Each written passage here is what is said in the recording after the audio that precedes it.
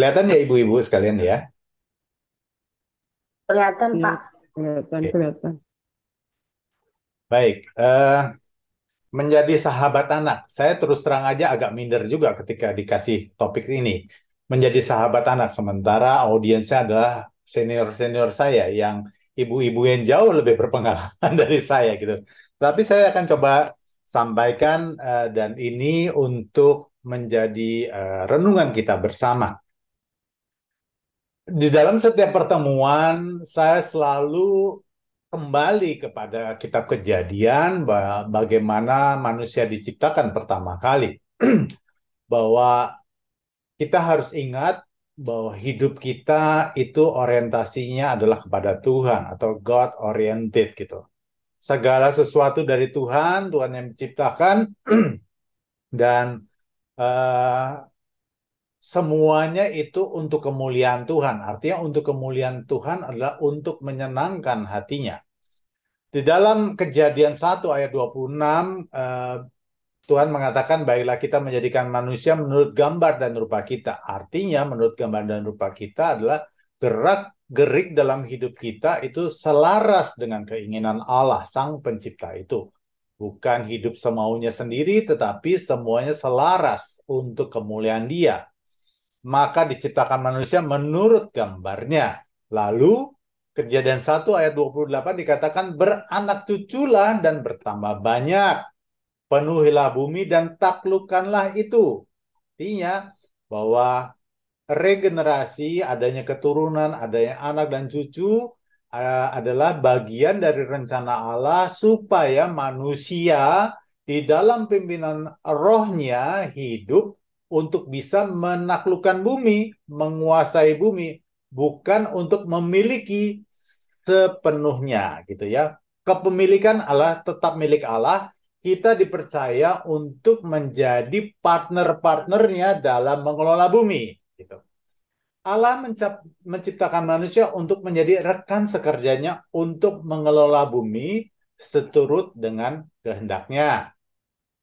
Bumi, alam semesta, dan seisinya bukan milik manusia.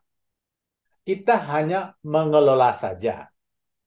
Lalu ketika Yesus hadir ke dunia pun memberi contoh untuk dia bilang begini, kata Yesus kepada mereka di dalam Yohanes 4 ayat 34, makananku ialah melakukan kehendak Dia yang mengutus aku dan menyelesaikan pekerjaannya. Begitu. Jadi fokusnya bukan hanya pada dirinya, tetapi pada Bapaknya yang mengutus dia, yaitu menyelesaikan pekerjaannya. Kalau sebelum manusia jatuh di dalam dosa, manusia ditugaskan untuk mengelola bumi. Gitu.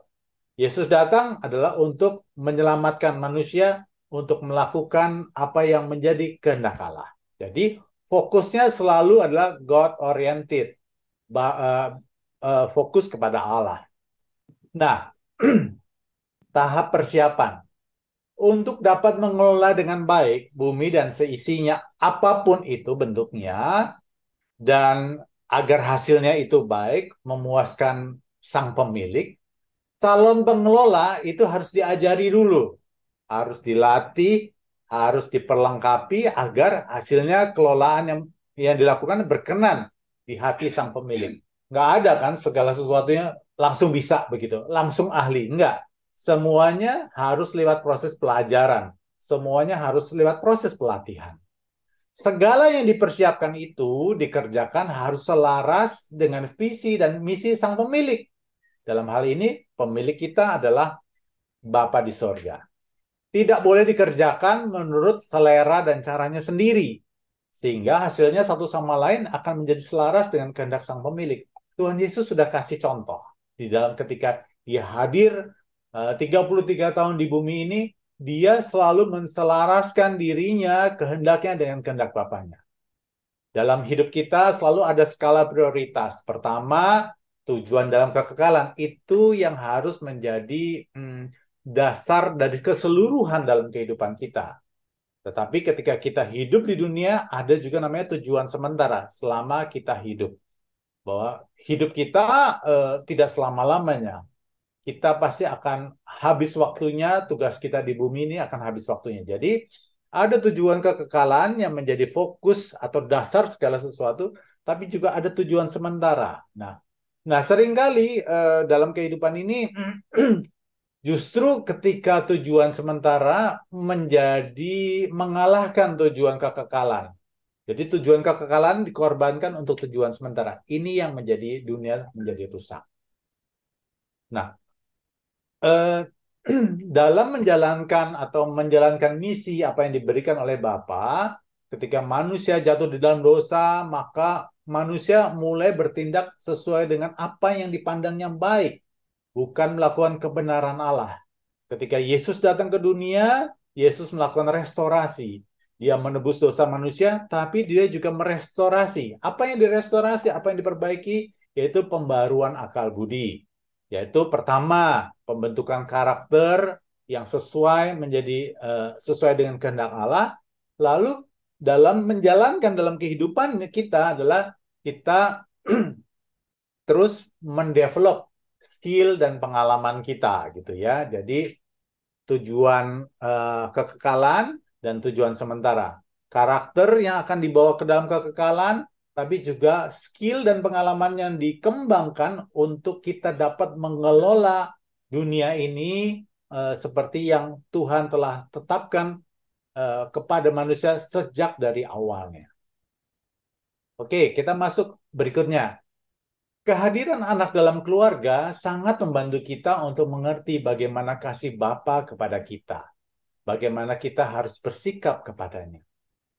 Nah, anak kecil di Alkitab dikatakan bahkan dijadikan role model oleh Yesus sendiri untuk menunjukkan sikap dan perilaku yang sesungguhnya bagaimana berkenan di hadapan Tuhan. Di dalam Matius 18 dikatakan, Aku berkata kepadamu, sesungguhnya jika kamu tidak bertobat dan menjadi seperti anak kecil ini, kamu tidak akan masuk ke dalam kerajaan sorga.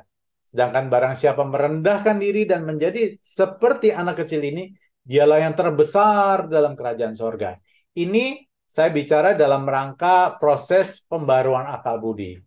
Jadi Tuhan menginginkan kita menjadi seperti anak kecil, bukan menjadi anak kecil, tapi bersikap seperti anak kecil. Nah, selanjutnya kita bisa melihat bagaimana reaksi Tuhan ketika kita mengabaikan atau menyesatkan anak kecil ini. Jadi Tuhan concern banget gitu terhadap anak-anak gitu. Tetapi barang siapa menyesatkan salah satu dari anak-anak kecil ini yang percaya kepadaku, lebih baik baginya jika sebuah batu kilangan diikatkan pada lehernya lalu ditenggelamkan ke dalam laut. Jika sampai begitu keras, itu tandanya anak-anak mendapatkan posisi yang sangat istimewa. Jadi, bagaimana kita mendidik anak-anak kita, bagaimana kita membesarkan anak kita untuk menjadi pribadi yang Dia inginkan, itu menjadi perhatiannya sangat serius dari Tuhan.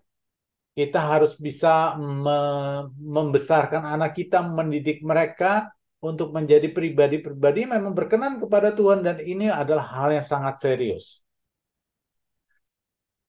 Anak-anak memiliki posisi yang sangat berharga. Jadi seperti anak-anak panah di tangan pahlawan, demikianlah anak-anak pada masa muda.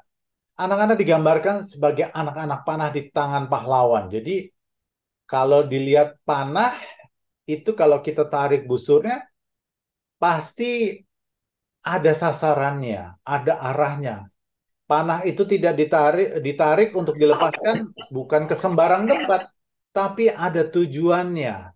Semakin tepat sasarannya, semakin bagus gitu.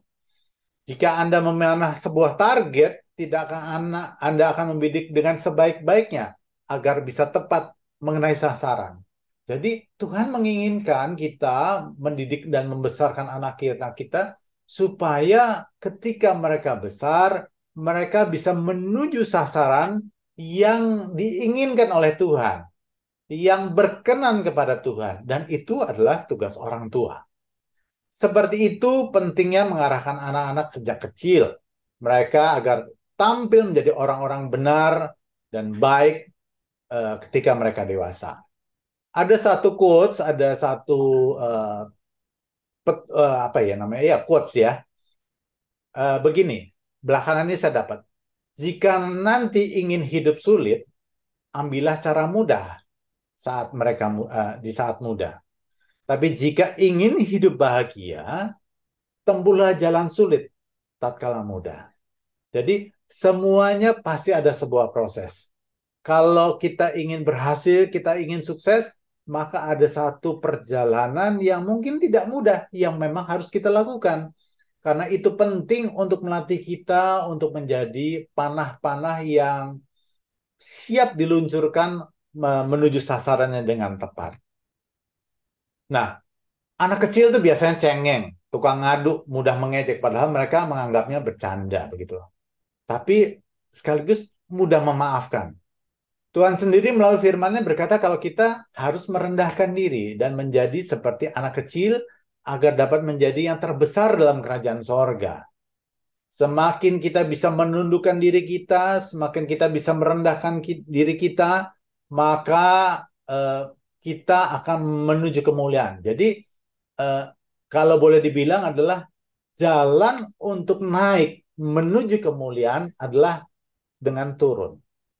Semakin kita bisa melepaskan ego kita, semakin kita bisa melepaskan keinginan daging kita, maka kita baru bisa melakukan apa yang menyenangkan hati Tuhan.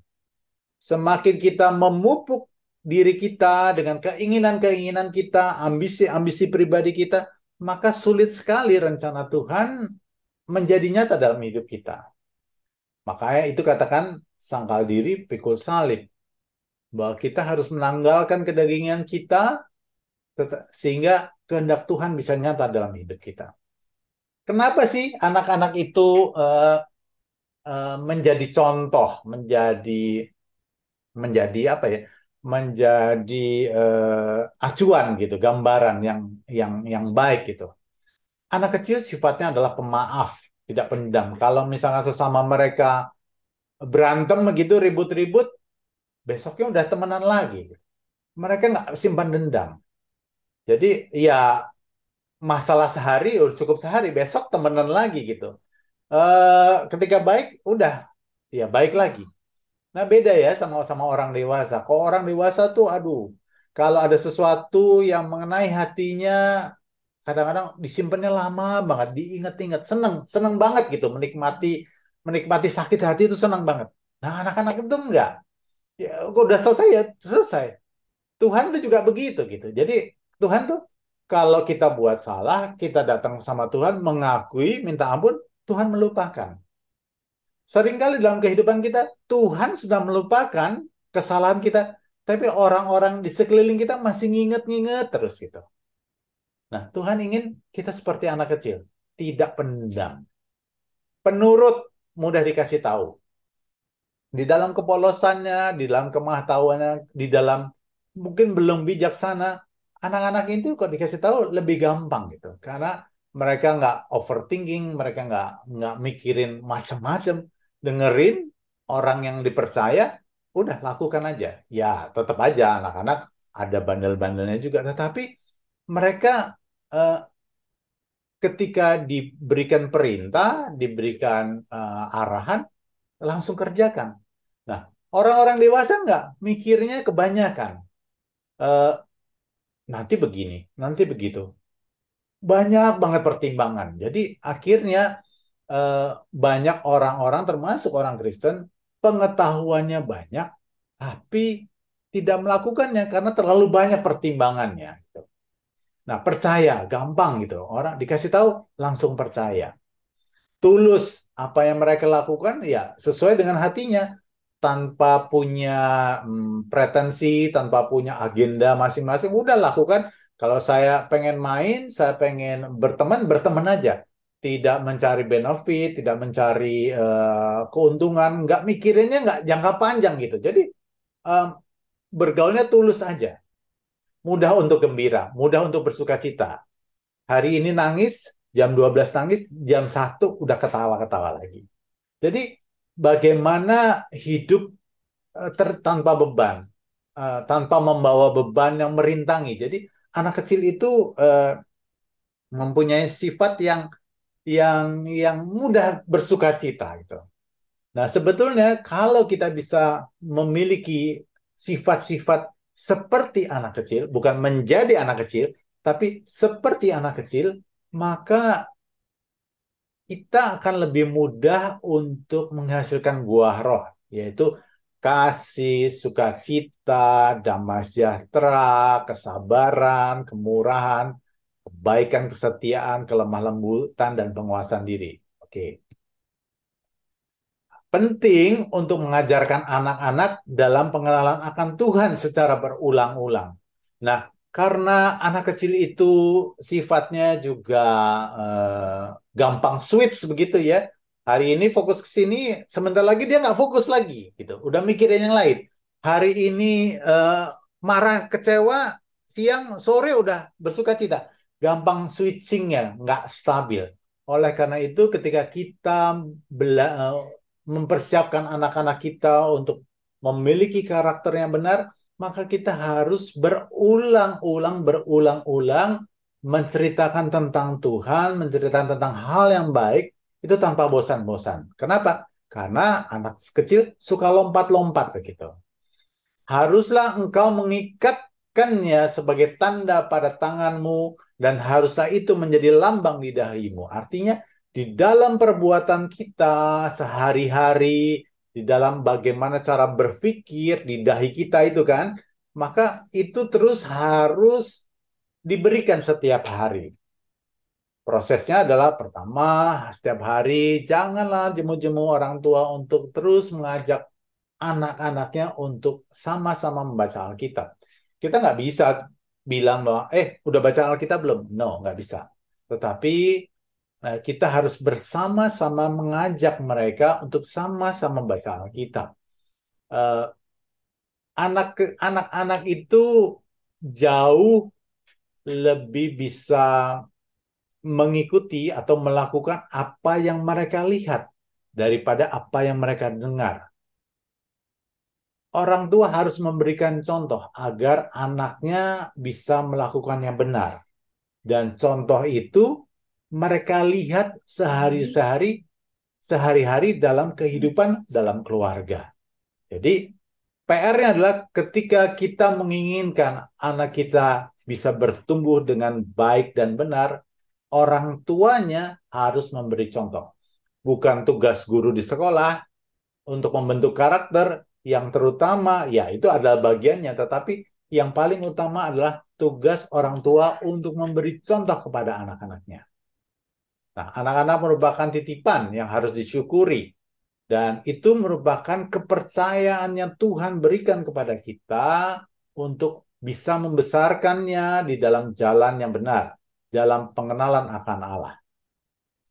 Saya terus terang aja, ketika saya pribadi nih ya, ketika dalam proses membesarkan anak-anak, saya jadi lebih paham bagaimana Allah bersikap dalam mengasihi saya. Ketika saya mengasihi anak-anak saya, dalam prosesnya ada ketidaklancaran, agak beda ya dengan ketika saya menghadapi, misalkan kalau saya sebagai manajer atau direktur punya anak buah yang nggak nurut-nurut, saya gampang aja mungkin, ini orang nggak berjalan sinergi dengan visi dan misi perusahaan, visi misi dan programnya saya buat. Udahlah, cut aja, saya cari orang lain. Tapi ketika berhadapan dengan anak, dituntut ada yang namanya kesabaran, dituntut ada yang namanya ketelatenan. Gitu. Saya lalu berkaca gitu pada Tuhan. Ternyata nggak mudah ya mendidik anak. Saya bisa membayangkan bagaimana betapa sabarnya Tuhan terhadap kita. Seringkali saya melakukan kesalahan, padahal Tuhan udah kasih tahu. Dan Tuhan masih sabar. Seringkali kadang-kadang ada ada pendidikan yang dia berikan kepada kita atas kesalahan yang kita lakukan. Jika ada serasa seperti hukuman, itu bukan Tuhan sedang menghukum, tidak. Tapi Tuhan sedang mengingatkan kita, sedang mendidik kita agar, hey, don't do that again, jangan lakukan itu. Karena itu akan melukai diri kamu sendiri. Itu itu akan mencelakakan diri kamu sendiri di masa depan. Jadi semakin dewasa, semakin ke sini saya menyadari bahwa segala sesuatu terjadi saat atas seizin Tuhan untuk mendatangkan kebaikan jika kita mengasihi Dia. Bukan sebuah hukuman, tapi sebuah pelajaran agar kita terus dipersiapkan menjadi lebih baik, lebih baik, lebih baik lagi. Ada satu hal yang salah dalam eh, mengenai pendidikan anak-anak gitu. Banyak tidak tidak sedikit yang berprinsip bahwa tugas mendidik anak adalah tugas ibu. Ayahnya cari nafkah aja. Enggak. Ada banyak kasus di mana anak-anak mengalami berbagai macam permasalahan karena ketidakhadiran figur seorang ayah. Figur ayah yang mengasihi anaknya. Bahkan ada anak-anak bapak-bapak yang merasa bahwa aku kan sudah menghidupi, aku kan sudah kasih nafkah, aku sudah membiayai sekolah anak-anakku, aku sudah membiayai kebutuhan mereka sehari. That's enough. Tidak. Anak-anak tetap membutuhkan figur kasih ayah, membutuhkan belayan kasih ayah. Karena anak-anak melihat uh, figur ayah itu penting dalam kehidupan mereka. Tidak jarang terjadi justru seorang ayah menjadi monster buat keluarganya.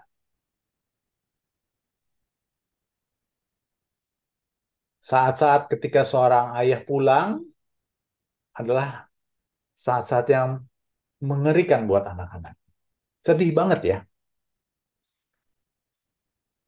Sang ayah merasa bahwa yang dilakukannya sudah cukup, tapi bukan itu yang dibutuhkan oleh anak.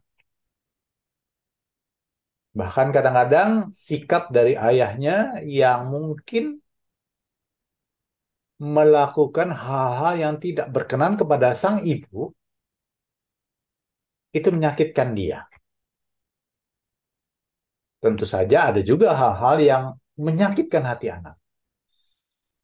Tuhan bilang begini kan, di Kolose 3 ayat 21. Hai bapak-bapak, janganlah sakiti hati anakmu, supaya jangan tawar hatinya. Mendidik anak memang bukan hal yang mudah. Tetapi saya memandang akhirnya anak itu diberikan Tuhan kepada kita juga sebagai penolong. Pertama, untuk kita bisa mengerti bagaimana kasih Allah kepada kita, tapi juga melatih kita agar kita bisa menghasilkan buah roh. Dalam hal ini banyak kesabaran, ketekunan gitu. Mendoakan mereka. Kita bisa jadi mengerti bagaimana penyesalan Allah ketika melihat anak-anaknya menentang dia, melakukan apa yang baik menurut dirinya sendiri. Padahal kita membesarkan anak kita, mendidik anak kita, tujuannya adalah supaya di kemudian hari anak ini bisa bertumbuh dan memiliki kehidupan yang baik. Kalau boleh dikatakan menjadi panah-panah yang siap diarahkan menuju sasaran yang tepat. Saya ambil dari beberapa artikel begitu ya di internet gitu ya. 10 cara untuk mendekatkan diri pada anak. Menurut American Psychological Association ada kurang lebih ada 10 gitu ya. 10 cara untuk bisa orang tua bisa mendekatkan diri pada anak. Yang pertama adalah memberikan privasi kepada anak. Pada masa pubertas mereka, anak sudah ingin memiliki kehidupan sendiri. enggan dicampuri lagi oleh orang tua. Nah, oleh karena itu, Golden Age, masa-masa ketika balita sampai sebelum mereka memasuki usia remaja, adalah masa-masa penting yang nggak bisa diulang. Masa-masa di mana orang tua bisa menanamkan nilai penting yang terus diulang-ulang agar mereka siap ketika memasuki masa remaja dan dewasa nanti. Karena jika lewat masanya itu, maka mereka udah mulai punya resistensi sendiri. Anda perlu menyadari bahwa tidak semua hal tentang si kecil bisa diketahui. Kadang-kadang orang tua emang kepo juga gitu ya. Biarlah dia punya rahasianya sendiri. Meskipun kita seringkali penasaran, hindari terlalu banyak nanya seperti interrogator begitu ya. Berikan mereka keyakinan pada dirinya bahwa kita percaya bahwa mereka tidak melakukan hal yang buruk. Bukan berarti melepaskan seluruhnya. Kita harus bisa menimbang-nimbang kapan ini harus dipegang, kapan ini harus dilepas. Kalau orang tua terlalu sibuk ketika anak-anak ini masih balita, nah intensitas untuk interaksi dengan dia menjadi sangat kecil, apalagi terlalu banyak diserahkan kepada pengasuh begitu ya. Jangan sampai golden moment, golden time ini terlewatkan, maka yang ada akan penyesalan nantinya. Yang kedua, bagaimana kita mendekatkan diri kepada anak. Ceritakan kegiatan Anda pada anak. Ngobrol lah gitu ya, antara orang tua dengan anak. Tuh. Obrolan ini tidak serta-merta kita harus nanyain terus semua kegiatan dia. Karena kalau kita sering nanya terus, maka anak akan merasa kalau ngobrol itu gue pasti diinterogasi, pasti ditanya-tanyain gitu. Oleh karena itu, dalam suasana ngobrol itu, kita perlu juga gitu untuk menceritakan apa sih kegiatan kita kalau misalkan kerja kantoran, kerja misalkan di rumah sebagai ibu rumah tangga atau apapun itu ya, ceritakan apa yang kita lakukan. Maka ketika kita menceritakan, mereka akan mendapatkan bahwa pemahaman bahwa dunia ini bukan sekedar apa yang mereka hadapi, tetapi ada dunia lain bahwa ternyata ketika mereka dalam pergaulan, mereka juga bisa melihat, ternyata bahwa kenyataannya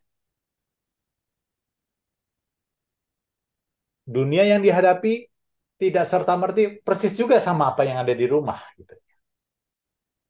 Jadi menambah pengetahuan bagi anak, tapi juga bisa menerima hal-hal yang lain. Gitu. Yang ketiga, biasakan diskusi dua arah. Melansir dari APA, yaitu American Psychological Association, aturan-aturan kedisiplinan seperti jam pulang biasanya menjadi konflik antara orang tua dengan anak yang sudah beranjak remaja yang paling sering terjadi. Kita nggak bisa serta-merta ngunci sepenuhnya begitu. Nah, problemnya adalah yang harus diidentifikasi adalah apakah suasana rumah yang kita ciptakan, kita bentuk adalah menjadi suasana rumah yang nyaman buat anak-anak kita. Tidak sedikit orang tua yang marah-marah anaknya keluyuran, lebih betah ada di luar rumah, karena memang rumahnya bukan menjadi tempat yang betah buat mereka. Orang tua marah-marah, tapi tidak melihat pada dirinya sendiri bahwa dialah yang sebenarnya membuat si anak tidak nyaman. Kalau ada di rumah, yang ada gue ditanya-tanyain terus. Yang ada gue dicurigain. Yang ada terus aja disalah-salahin. Orang tua tidak menjadi teman yang asik untuk ngobrol.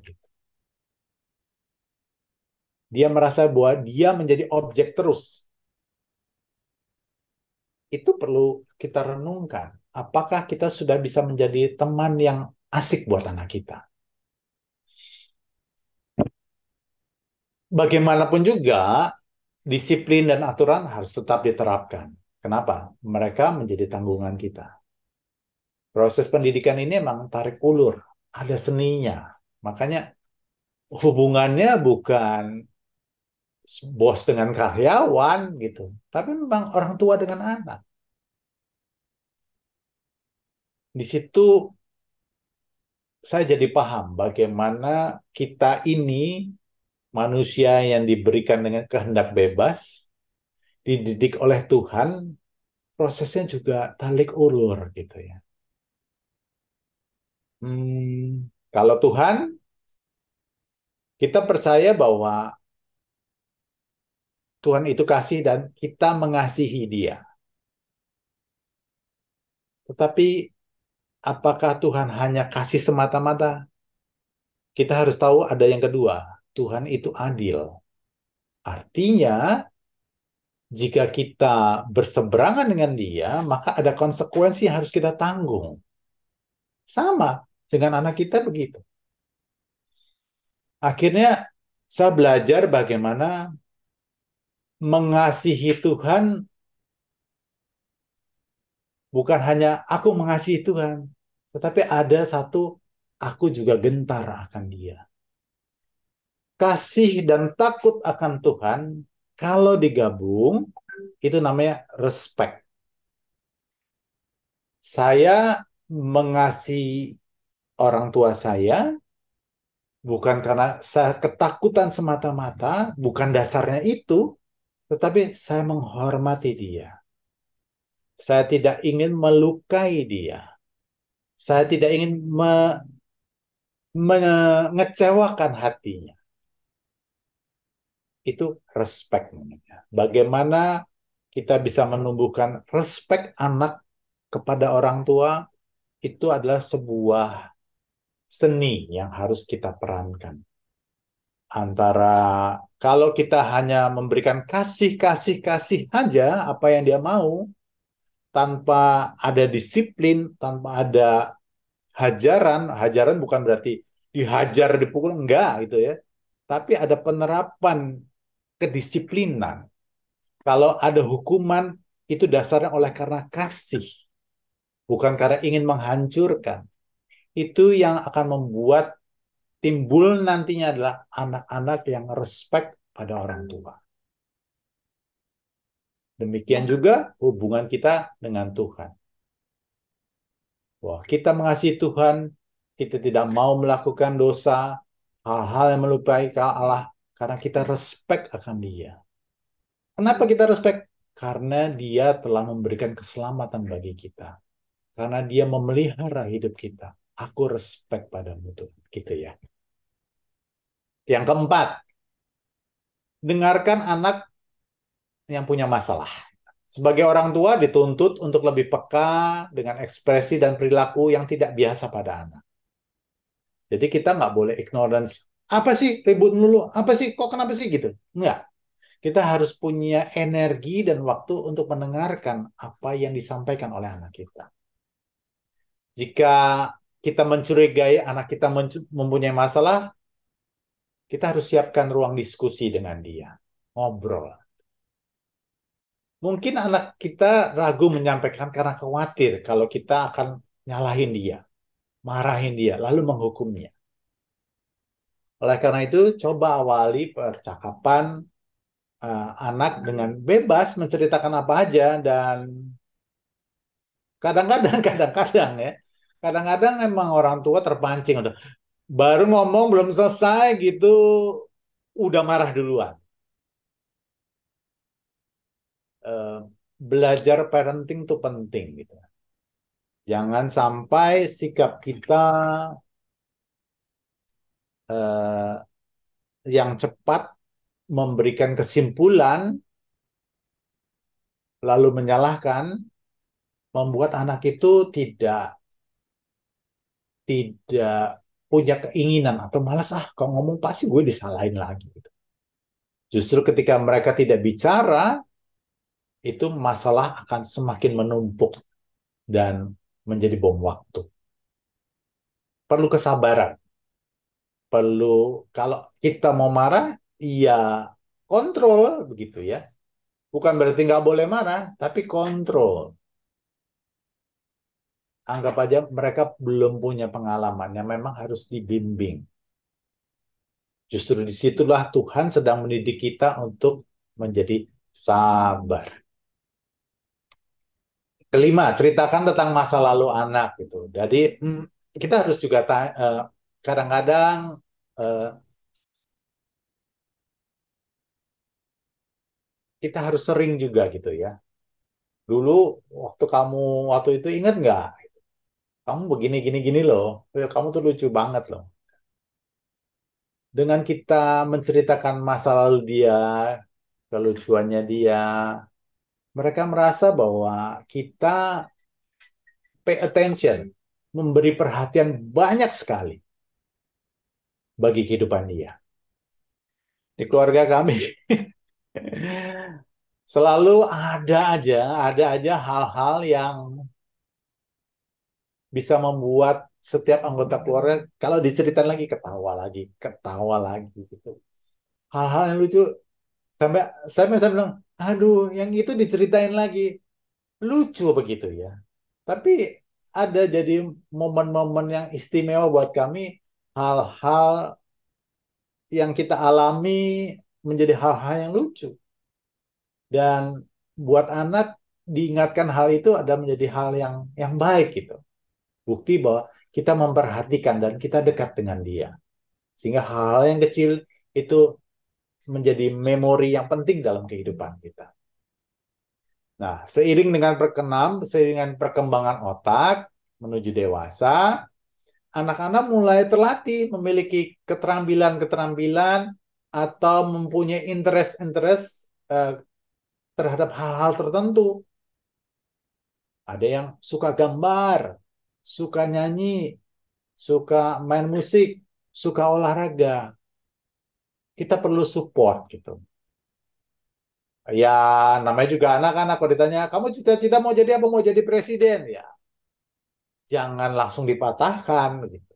Kadang-kadang memang kita menyadari kok dulu masa kecil saya pengen jadi A, ternyata akhirnya di kemudian hari jadi B. Tapi nggak apa-apa, disupport aja sampai eh, dia benar-benar menemukan potensi yang terbesar dalam dirinya, yang memang Tuhan taruh dalam dirinya. Dan orang tua adalah bagian kita mensupport.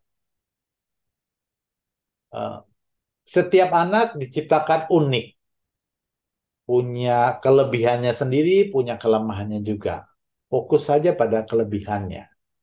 Dan kita sebagai anak sebagai orang tua, eh, bagian kita adalah membimbingnya untuk bisa menemukan apa yang menjadi potensi terbesar dalam kehidupannya dan hal yang senang untuk dilakukan. Kalau zaman dulu agak beda ya. Zaman dulu oh kalau ibunya dokter, orang tuanya dokter, anak-anak kok bisa jadi dokter. Sekarang nggak bisa begitu. Eh, yang terpenting adalah bagaimana si anak bisa menemukan apa yang menjadi potensi terbesar dalam dirinya dan orang tua adalah mencoba untuk bisa mengoptimalkan sehingga itu benar-benar terasah. Karena era sekarang adalah eranya spesialisasi gitu. Khusus, fokus, tapi menjadi yang terbaik. Hargai hasil kerjanya. Apapun yang dilakukan, hargai. Kadang-kadang orang tua harus belajar untuk bisa mengajak anak untuk melakukan hal-hal sesuatu. sesuatu yang nggak selalu terlalu serius.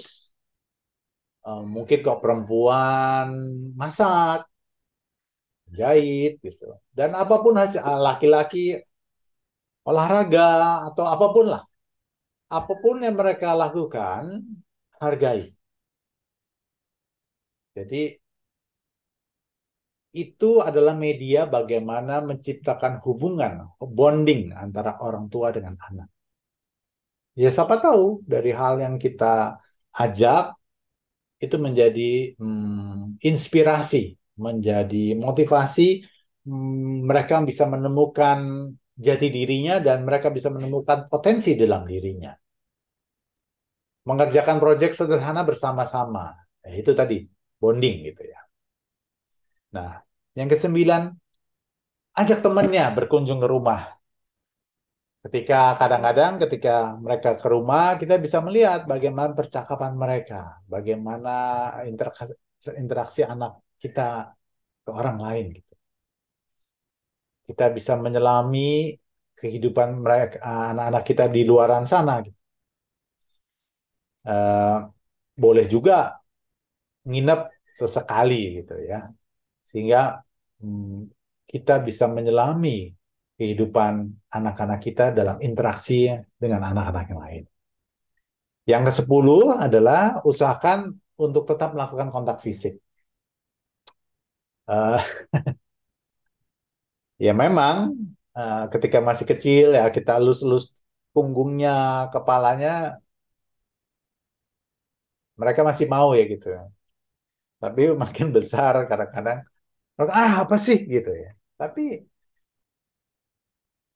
sentuhan fisik, eh, tepukan di pundak, itu adalah salah satu media untuk bisa merasakan kasih kita kepada anak kita. Em, saya nggak paksakan eh, untuk terus-terusan begitu, eh, sampai kadang-kadang mereka yang datang eh, senyamannya aja, tapi memang sentuhan fisik dalam bentuk pelukan, mungkin dalam bentuk ciuman di pipi gitu ya, atau mungkin di tangan, eh, yang membuat mereka merasakan bahwa orang tuanya mengasihi mereka. Kurang lebih itu ya 10 hal yang bisa kita lakukan dalam membesarkan anak kita, mendidik anak kita untuk menjadi panah-panah yang bisa melesat tepat sasaran seperti yang Tuhan inginkan. Oke, saya stop. Kita mungkin akan masuk ke dalam sesi tanya jawab. Saya coba jawab apa yang bisa saya jawab. Karena eh, kalau lihat dari audiensnya, ibu-ibu jangan-jangan lebih pengalaman daripada saya. Jadi eh, kita diskusi aja. Silakan saya berikan kesempatan untuk kita bisa ngobrol-ngobrol begitu. Silakan, saya buka kesempatannya. Terima kasih. Bu Meta, ada ingin mau ditanyakan atau ingin sharing gitu Sharing pengalaman ya. membesarkan Sharing kalau anak-anak yang hebat? iya. Silakan Bu Meta. Sharing ya, Iya Bapak Ibu dong, sekalian, saya terlebih Pak belajar Andre. juga kan. Kalau saya tadi dengarin, simak, waduh, detail banget ya, sempurna banget ya pengajarannya seperti itu. Saya terlambat Pak, nggak pakai teori itu. Mendidik anak-anak. Tetapi satu hal itu yang saya mau sharingkan bahwa benar anak-anak itu titipan Tuhan. Sekalipun kita minta dengan air mata darah pun, kalau Tuhan tidak mengizinkan, tidak menitipkan, itu nggak mungkin terjadi. Baik itu anak-anak perempuan, anak-anak laki-laki di mata Tuhan, mungkin ini untuk keluarga ini, inilah yang perlu aku berikan untuk apa suami istri ini, inilah yang saya akan berikan seperti itu. Mungkin Tuhan kan punya rencana dan rancangan yang sempurna, yang baik gitu ya. Nah, kembali lagi yang saya alami memang nggak mudah, Pak. Satu hal seperti almarhum abang yang selalu bilang orang tua itu harus menjadi role model, itu nomor satu. Gimana anak-anak itu bisa menurut kalau orang tuanya itu tidak menjadi role model seperti itu. Tetapi dalam prakteknya nggak mudah juga. Banyak orang tua nggak jadi role model, tetapi menginginkan anaknya itu perfect dan sempurna seperti itu. Kembali lagi kepada pengajaran kebenaran firman Tuhan, eh, hikmat Roh Kudus itu yang nomor satu. Ya, jadi kalau yang saya praktekkan Pak Andre, ibu-ibu, bapak-bapak sekalian sampai saat ini saya nggak berhenti berdoa untuk anak-anak dari mulai kandungan sampai saat ini. Mungkin yang sudah jadi bapak-bapak, yang bahkan saat ini PR lagi cucu tujuh Pak ya. Dari mulai di perut sampai ini, sampai saat ini nggak pernah lepas. Paling nggak makanan saya paling sedikit satu hari satu kali kami sebut itu. Itu terini juga dari Hmm, Nuh ya, yang suka meminta maaf, meminta ampun kepada Tuhan kalau anak-anaknya pesta, mungkin Ayub, mengadakan Ayub. Ayub ya, yang sampai kena barak itu maksudnya Nuh Bahtera ya. Jadi itulah yang saya lakukan sampai saat ini. Bahkan makin tua bukan makin beban saya rasanya ringan, Pak. Bapak Ibu makin berat rasanya, makin takut gitu. Nah, saya meninggalkan itu supaya eh, apa yang saya lakukan, pendekatan kepada Tuhan itu bisa dilakukan oleh anak-anak dan pokoknya keluarga cucu gitu seperti itu. Itulah pengalaman. Tetapi kalau secara ilmiah, secara apa praktek ya untuk pengalaman-pengalaman apa itu namanya yang tadi Bapak ajarkan itu baik, perfect banget. Itu saya foto tadi, makanya saya sibuk kan, bukan sibuk saya nggak dengerin Bapak. Ini saya masukkan ke grup keluarga supaya dibaca. Ini cara mendidik anak-anak. Nah, saya sharekan, terserah mau baca mereka mau enggak, tetapi bagian saya itulah saya sharekan, saya bagikan, itulah eh, apa kemampuan saya seperti itu, Bapak Ibu sekalian. Jadi anak-anak memang sukses secara studi satu pun nggak terlewatkan, udah S2 semuanya, mungkin SPLR diambil-ambil itu, ya puji Tuhan itu karena Tuhan juga, bukan karena kehebatan saya. Karena siapakah saya habis tidak suka sama Tuhan Yesus, saya tidak menyukai Tuhan Yesus, tetapi Tuhan Yesus panggil saya sampai dipanggil sampai sekarang dipeluk. Jadi Tuhan Yesus dalam hidup saya tuh tidak pernah salah sedikit pun, tidak pernah. Yang salah itu saya sih kalau saya berpikiran gini, kalau salah anak-anak kenapa sampai jatuh gitu, kenapa sampai kurang baik menurut tidak seperti firman Tuhan karena dia tidak mau mendekat kepada Tuhan, itu saya pikir seakan kan nggak bisa sebelah bertepuk tangan. Tuhan bilang Tuhan mengubah karakter manusia, Tuhan itu pekerjaannya. Tetapi kalau orang itu tidak mau minta dirubah, nggak mungkin Tuhan paksa. Itulah hebatnya Tuhan. Kalau Tuhan maksa enak Pak, seperti zaman dulu, mungkin zaman Taurat kan, mati, mati, mati semua. Habislah semua itu, nggak sampai Kanaan. Ya kan? Yang bersungut-sungut, yang tidak kudus, yang tidak ini habis sama Tuhan. Tetapi Tuhan sekarang tuh Tuhan yang kasih. Yang sampai mati tidak meninggalkan yatim piatu diberikan roh penolong, roh kudus. Itulah banyak, panjang dan lebar. Kalau saya terus bersaksi nggak habis. Terima kasih buat Pak Andre, buat Bapak Ibu sekalian. Biarlah semua kita mempunyai anak-anak yang takut akan Tuhan itu nomor satu. Amin. Betul, Bu. Jadi Tuhan tuh nggak maksa gitu ya. Jadi kenapa?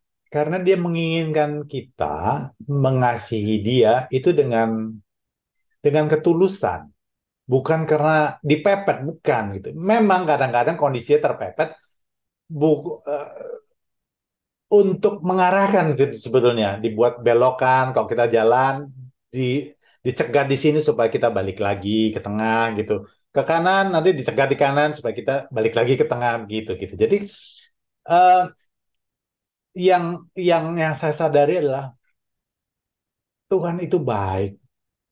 Dia tidak pernah merancangkan rencana kecelakaan, tidak pernah. Kalau kita memandangnya begitu kok saya apes banget sih, kok susah banget ya. Sebetulnya karena kita belum paham aja. Tuhan Tuhan tidak pernah merancangkan hal yang buruk, bukan. Kenapa? Lah, dia mau turun dari surga menjadi manusia, hina sampai di atas kayu salib. Tujuannya itu cuma satu, supaya manusia itu tidak binasa. Artinya, kita itu sungguh-sungguh sangat berharga di matanya.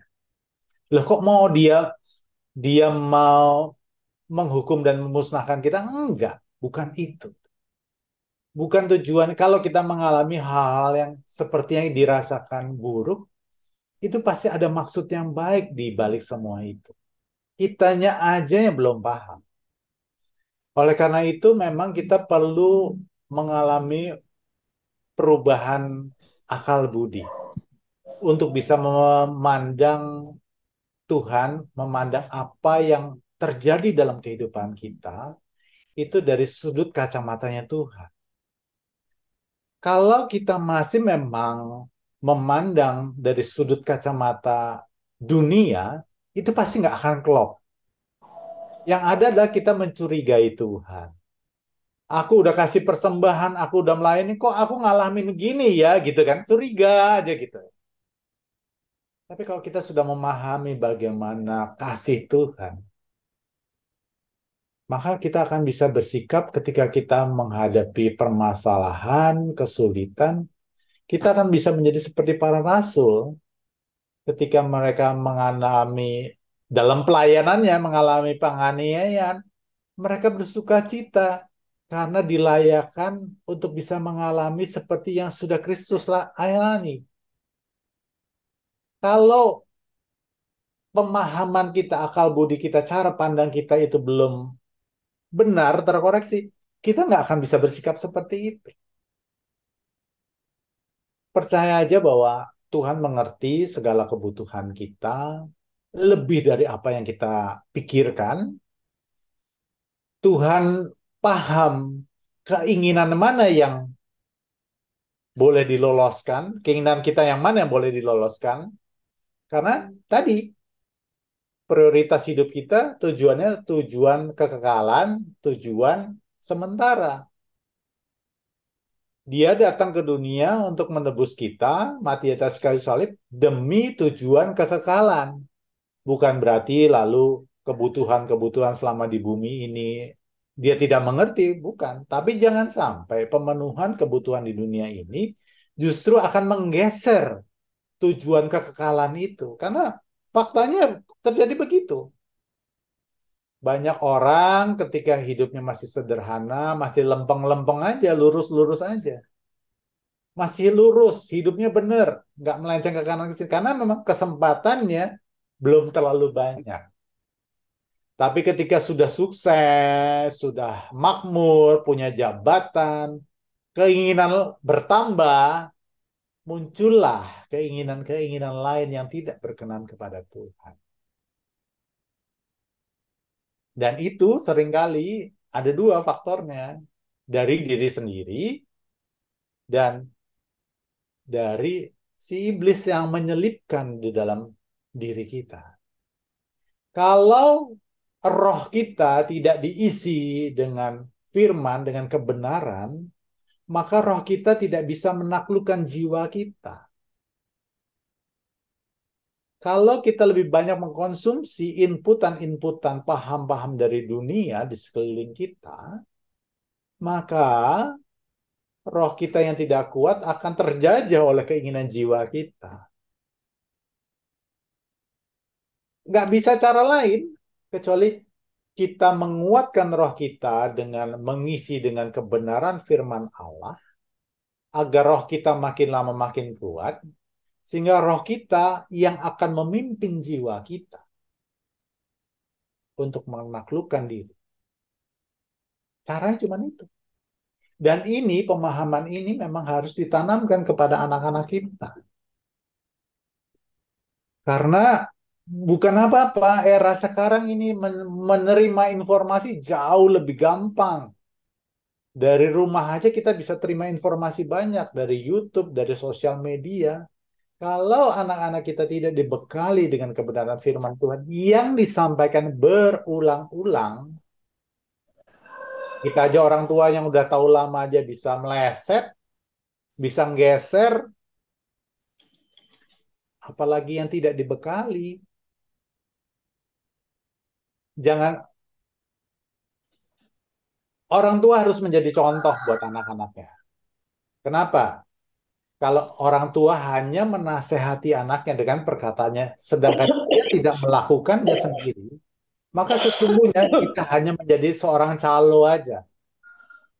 Calo sorga begitulah gitu.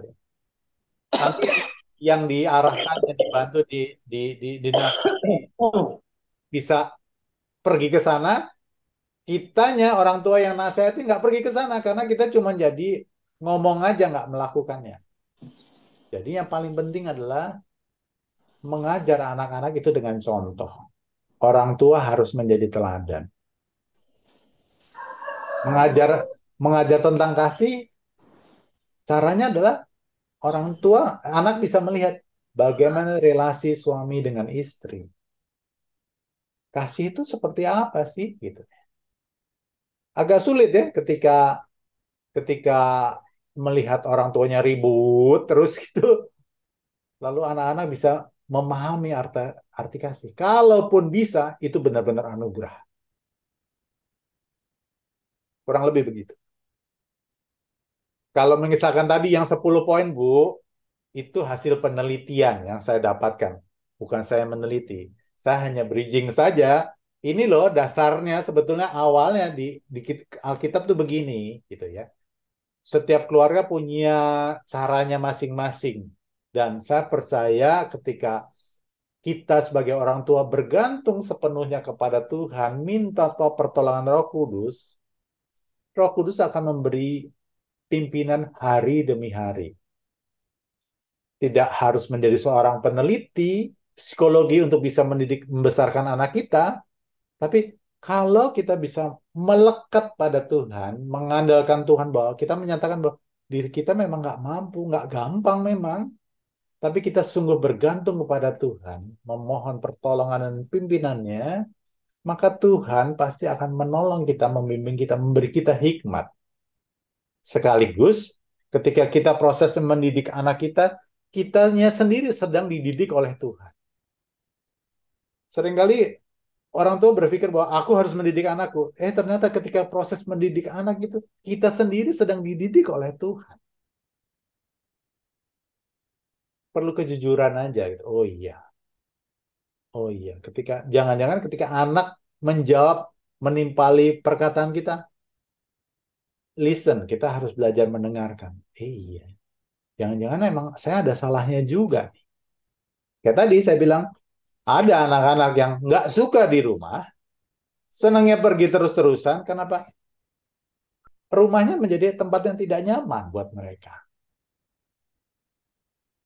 Going home, pulang, itu sebetulnya harus menjadi satu kata yang indah.